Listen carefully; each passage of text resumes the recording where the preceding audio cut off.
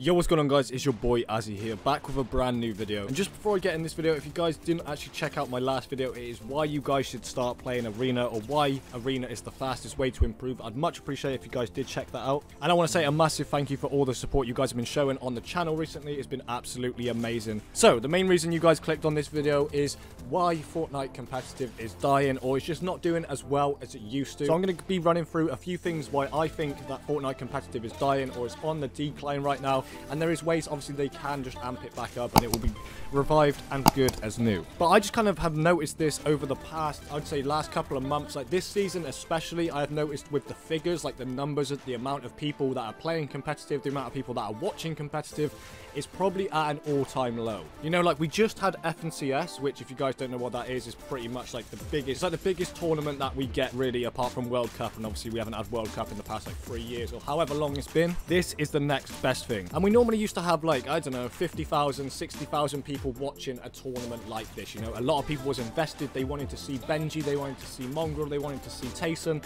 they wanted to see the top tier pros play, and they was intrigued to see how they do and what are they doing.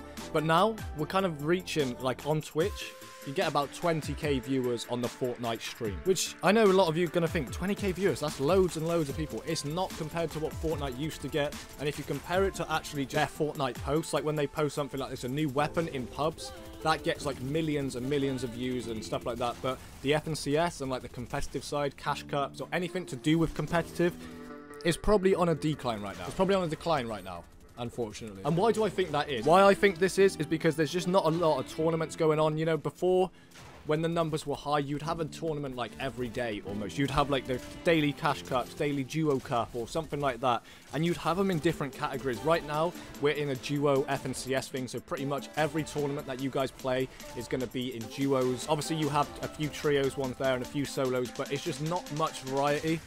Me personally, I don't play tournaments with anyone. I prefer the solo tournaments, so I don't play many tournaments at all because there just isn't many. Like you have the cash cups on a Saturday, and that kind of leads me on to my second point here. This is kind of my opinion, I suppose.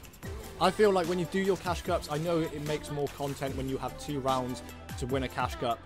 But I feel like that's also annoyed a lot of people as well, because they just want to play their game. They want to sit there for 3 hours and then not wait an hour and then play another 3 hours to win their £1,000 if they come first.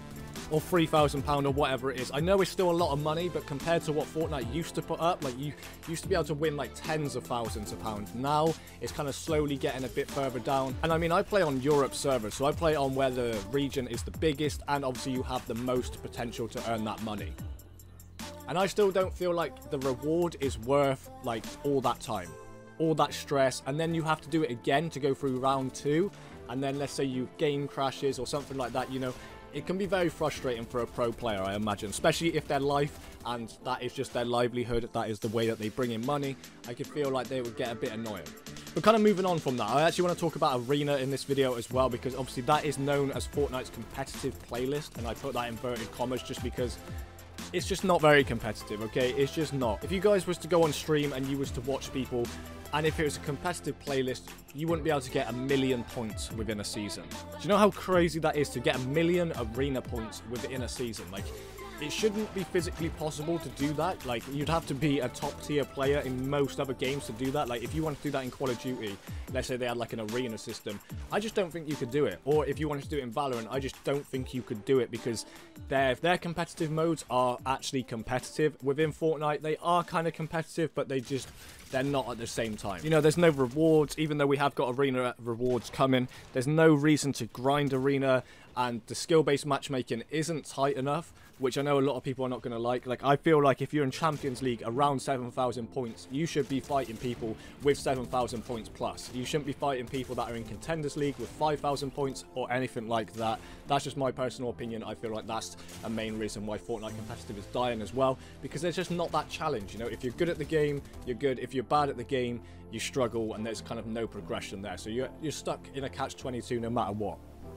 But I do want to go back to another topic where I was talking about money-wise on Fortnite, you know, like how much money the tournaments are worth. The only big tournament there is now is FNCS, and the first people that won the duo FNCS this year for EU, they actually end up winning £300,000, which is £150,000 each, which is actually a lot of money.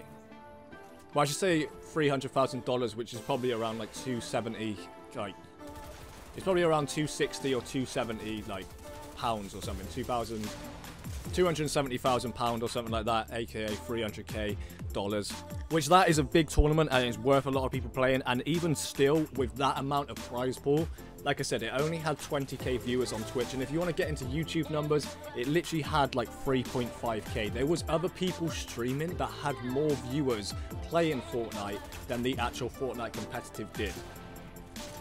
And when I seen that, I felt like I just kind of need to make a video on like why Fortnite is dying, or like the things that I have noticed recently that has made Fortnite competitive die or kind of tear off, and just people not care as much about it, which is quite sad because I love Fortnite competitive. I love watching it. I just love seeing how people do, and I'll always watch it. It's just kind of, I've noticed by being a viewer, their viewers numbers are down and stuff like that, and it could just be this season, you know, people could just be getting bored of it because it is very much a filler season and reminds me very much of last season. But still, I felt like the numbers probably should be a bit higher. They did hype up an announcement.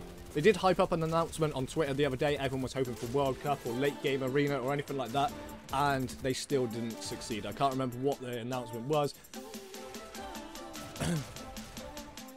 Oh yeah, that's right. LANs are coming back towards the end of the year, which is a good sign for Fortnite competitive. I feel like they really could take it back to where it used to be, you know, with tens of thousands of views and stuff like that.